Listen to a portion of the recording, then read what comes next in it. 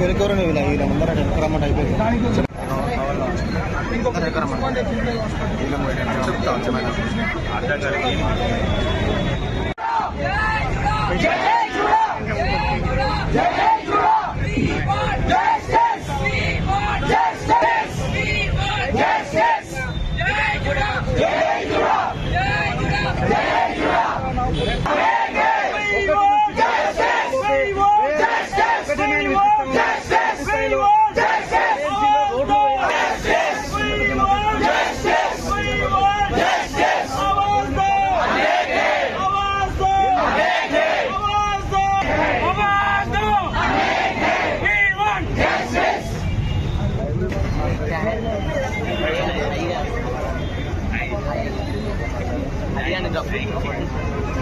Right.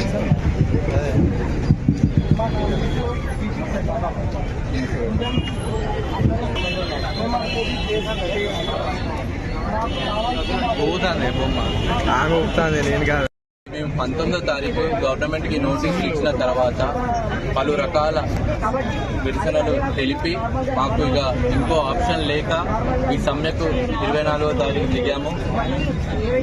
ఈరోజు మన finance minister and health minister ఒకటి రిలీజ్ చేశారు, బడ్జెట్ హెల్త్ డిపార్ట్మెంట్కి ఇచ్చామంటూ.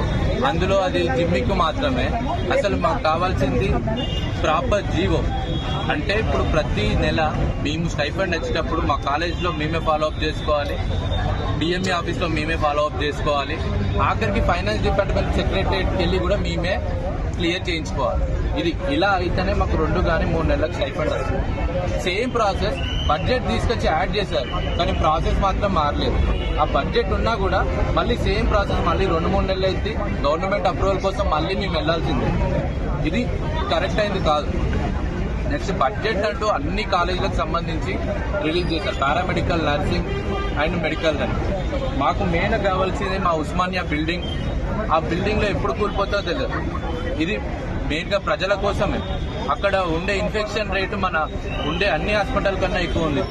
ఇప్పుడు ఒకసారి వర్షాలు స్టార్ట్ అయితే అక్కడ ఇన్ఫెక్షన్ రేటు మనం తట్టుకోలేము. పనిచేస్తున్న డాక్టర్లకు కూడా ఇన్ఫెక్షన్స్ వస్తాయి. నెక్స్ట్ మన కేఎంసీ రోడ్స్కి వెళ్తే ఆల్రెడీ 2 days బ్యాక్ కూడా యాక్సిడెంట్ జరిగింది. దీనికి సరైన జీవో ఆర్ఎండ్బి నుంచి కానీ ఎక్కడి నుంచి ఫండ్స్ రిలీజ్ అవుతున్నాయి, అవి రోడ్ ఎప్పటి నుంచి స్టార్ట్ చేస్తారో అవి వచ్చే వరకు మా సమయం మేము విరమించాం. ఇలానే మేము మొత్తం ఈ రోజు వరకు ఓపీసే బైకౌట్ చేస్తాం. మేము మళ్ళీ ఛాన్స్ ఇస్తున్నాం గవర్నమెంట్కి, మమ్మల్ని తొందరగా మా సమస్యలు పరిష్కరించి మమ్మల్ని డ్యూటీస్ చేసుకొని ఇవ్వాలి.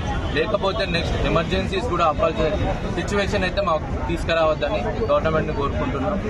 ఈ మా ఏదైతే 8 డిమాండ్లు ఉన్నాయో అందులో 8లో 2 డిమాండ్లు మాత్రమే మా జీతాల గురించి ఉన్నాయి.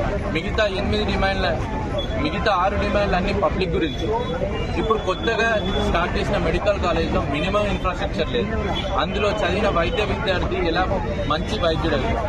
మినిమం రియేజెంట్స్ ప్రాక్టికల్ చేద్దామని, ఆ ప్రాక్టికల్ చేయకుండా బయటకు వచ్చిన వైద్య విద్యార్థి మంచి డాక్టర్ ఎలా అవుతారు? అది సొసైటీకి హార్మ్ఫుల్. మేము prevention is better then cure అంటున్నాం. ఫస్ట్ అవి ప్రివెంట్ చేయండి. ఇప్పుడు వాళ్ళు 2-3 బ్యాచ్ల తర్వాత చేసినా ఏం ఉపయోగం ఉండదు. ముందు స్టార్టింగ్ నుంచే ప్రివెన్షన్లో చేయండి. ఇది మాకు